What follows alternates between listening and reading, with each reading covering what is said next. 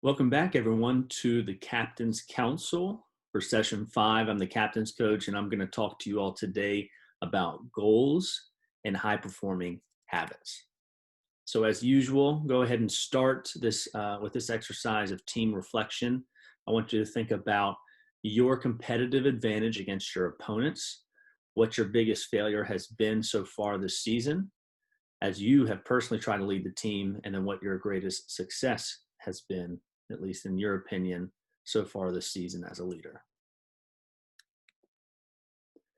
The next exercise is to provide an overview and think back to what session 4 had. And if you can define the process, think about what the 3 P's of winning are, and then 3 ways that you can develop a competitive advantage within your program.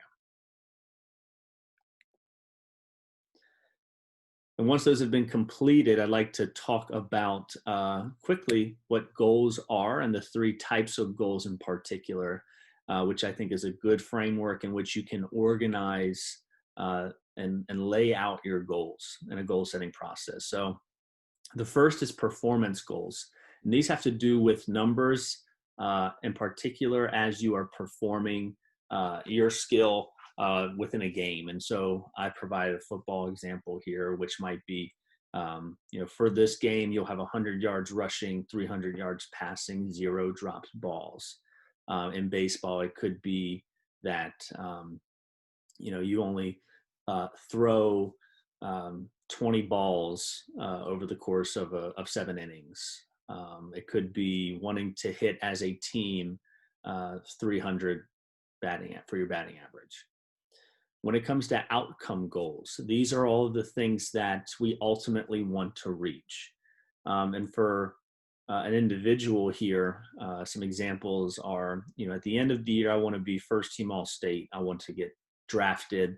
I want to be a state champion, MVP of the team, or team captain. And what's important to note about this is I do think that, you can't hide what you want. And I don't think that's an accurate reflection of just the way our nature is. A lot of mental skills coaches will say that, you shouldn't even lay these out. I disagree, but I do think it's important to realize that a lot of these things are not within your control. The only thing that you can do is influence these to occur by having the right process. Because ultimately, if you're looking at being named first team All-State, you're not the one making that decision. There's other people that are making that decision. And ultimately, the only thing, again, you can focus on are the things that you do day to day and the way that you perform. And the third is process goals.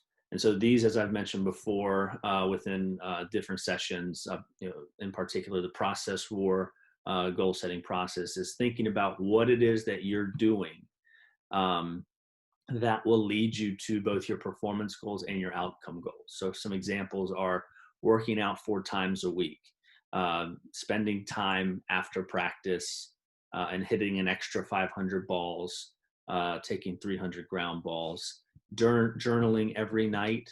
Those are all steps you can take to improve yourself. And we want to make sure that we lay those out and try to hit those small micro steps on a day-to-day basis.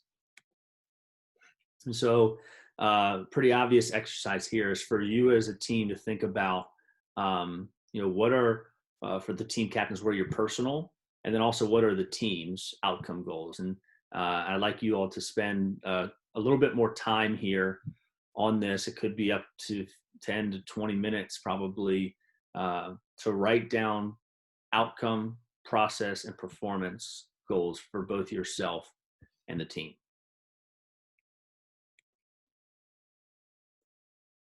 And now I'd like to talk about habits and how important these are in influencing the environment to make these process goals that we have and these micro steps we take on a day-to-day basis much easier. And so I'd like to start with explaining what the habit loop is. And essentially it starts with a cue. So we have some sort of a cue that occurs that that kickstarts us, so to speak, into a particular behavior or action. Then you go through that routine, that behavior, which is a response. And then ultimately, the third part of this process is a reward. Your brain rewards you usually. Maybe it might be like a small dopamine kick, but it rewards you in some way. And that reward kind of fixes the loop, so to speak. And then when the cue occurs again, you'll go through the routine, get the reward, and it just becomes a loop. And so it's important to realize that this exists. And what I'd like for you to now do is another exercise. And I want you to write down for you just personally, what are the habits that you have daily that are negatively impacting you? Maybe it's something that you're wasting a lot of time in. It could be that every night you come home after a long day, you're just watching Netflix instead of maybe doing your homework. It could be the fact that you're on your phone too much in school. All of those things I just mentioned have a reward once we've completed that. It kind of fixes us into this loop. And so we want to really bring awareness to the habits that we have and think about what we can do to change those. Because ultimately, a lot of this is subconscious, and we got to bring awareness to these things if we want to be the best we can be and have the best process, because our habits and this subconscious process makes up, science says, upwards of 90 to 95% of the things that we do. And so we want to be really intentional about the way that we look at our habits and take ownership of everything that we're doing and finding a way to improve in all aspects of life. So take some time and write down what your habits are again, and which ones you want to change, and then what it is that you're going to do to change it. And if you have more interest in doing this, might take a little bit more research here. And there's plenty of books and online YouTube videos that you can watch that would help with you improving these habits that you have. And I'd be happy if you reach out to me to explain more in depth or provide you more resources. And one more framework I'd like to provide you in regards to habits are the habits of high performers. These were 6 things that Brendon Burchard, who's a high performance coach, put together that I love to teach on. I think is really useful. And he's got a book called The Habits of High Performers, which I recommend that you all get. But these are the 6 that he lays out that I think are really useful for leaders to think through, since leaders are high performers as well. And the first one is that all high performers have an increase in clarity. They all understand why. They understand why they're doing what they're doing. They understand who they are. And a lot of times they understand how they are going to get there. And their state of mind is in the right place as well because of this clarity. And I've mentioned it before. One of the 3 best ways I think that you can gain clarity is to journal daily, maybe even more, but you need to journal daily, because we write to think and we teach to learn. And what you as leaders need to improve upon is your ability to think for yourself and to understand yourself as well. And we usually do that through the reflection process of journaling, mentorship, having somebody else in your life that can ask you the right questions to get you to ponder, how you might need to go about the change that you wish. And then thirdly is mastermind groups, which is finding, people that are like-minded, and to just be able to talk together about different ideas and aspects to gain clarity on life in general. So the first is increasing clarity. The second is, he says that all high performers have a way of generating energy. And so exercise is something that these high performers do daily. They do get their sleep, but ultimately most of them feed off the work that they're doing and the passion that they have for all of the work that they have as well. So I think generating energy is really important, and you want to really be conscious about your energy levels, because every single day when you come to practice and you're in front of individuals, you have to bring energy, and your teammates need you to bring that energy. And so it's important to, and nutrition is not something I mentioned here, but nutrition is a big part of this as well. Just for this step, just be conscious of your energy levels, and if they're dipping, really think about what you can do to regain that energy that you need to enact high performance behaviors. The third, which I think is one of my favorites, is that all of them have raised necessity to the things that they're trying to do and accomplish. So every single day they wake up, and some way or another, they found a way to put their back against the wall. And so this kind of goes back to the question of why. Really have clarity on that aspect of the things that we're doing, why we're playing sports in general, if winning championships is worth it at the end, and why it's worth it at the end, because that's going to help you gain clarity on why it's necessary for you to take the steps that's required to essentially outwit your opponents and outperform and outwork. The next three are increase productivity, develop influence, and demonstrate courage. And so when it comes to productivity, the 80-20 principle is one that we've talked about. That is a general model that is really useful.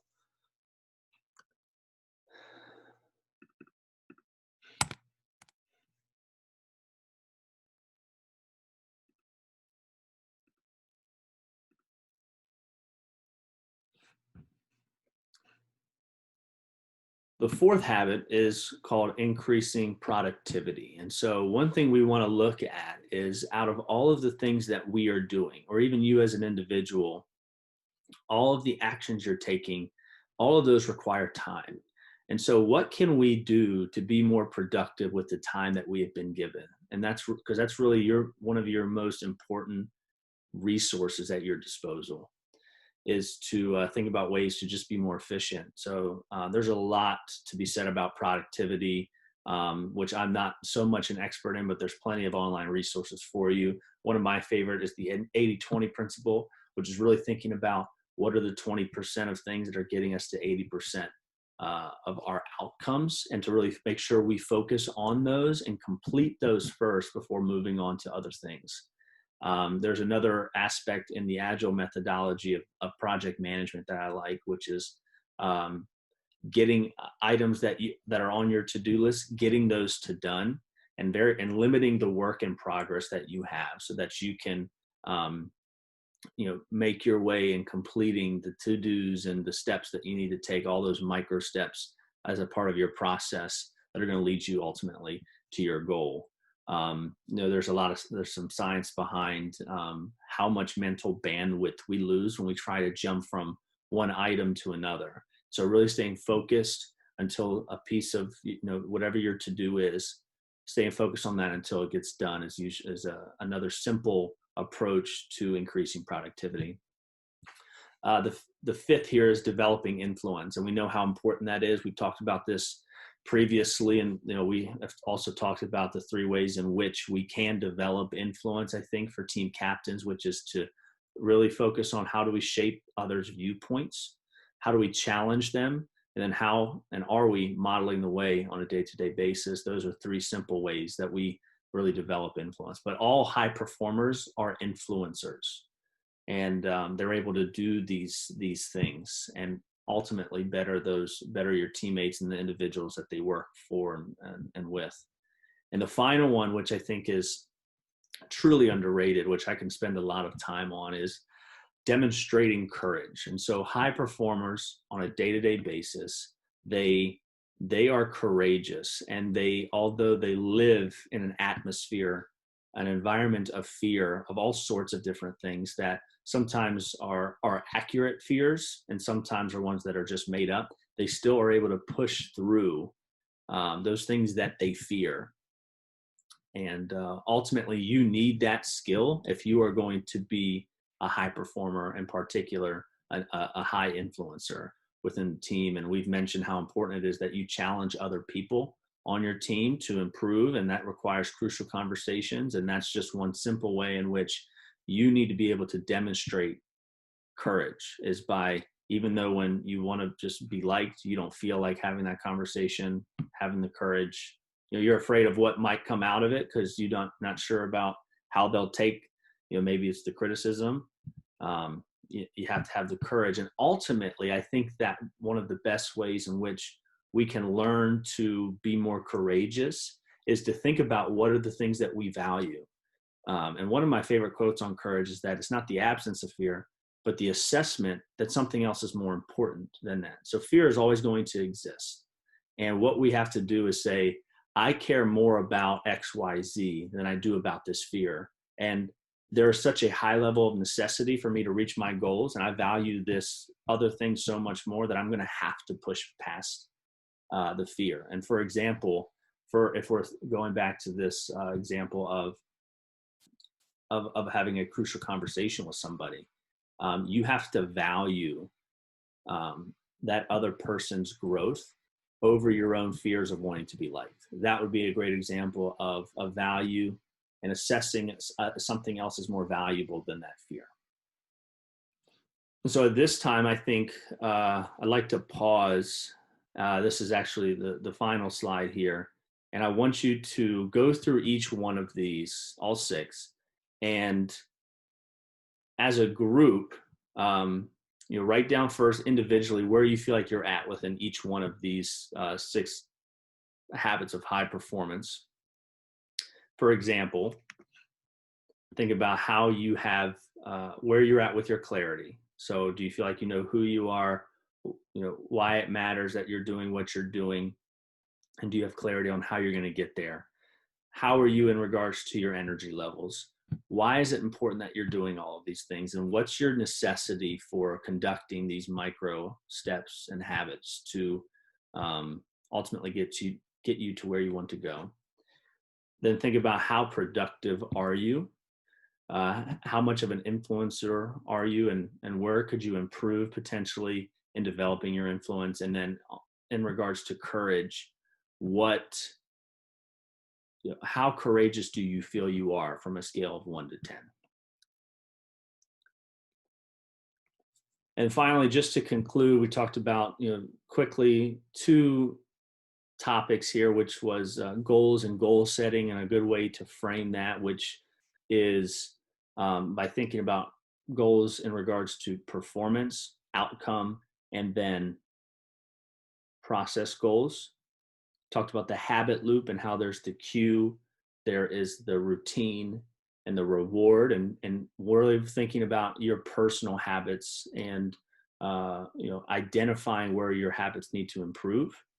And then ultimately we just went through the 6 habits of high performance. And again, this is important. This is more of an individual task, and I think this is important because these types of things help you in your way of having the right type of process, which ultimately will help you become a more influential person. It's going to help you become, it's going to help you improve, right? And we're certainly looking for individual improvement as well, because ultimately who you are is going to impact the way that you influence within your team. So I hope that this was a useful session, and that you can utilize these models again to improve yourself and ultimately to improve the team and help you to drive your team to the success that you are looking for.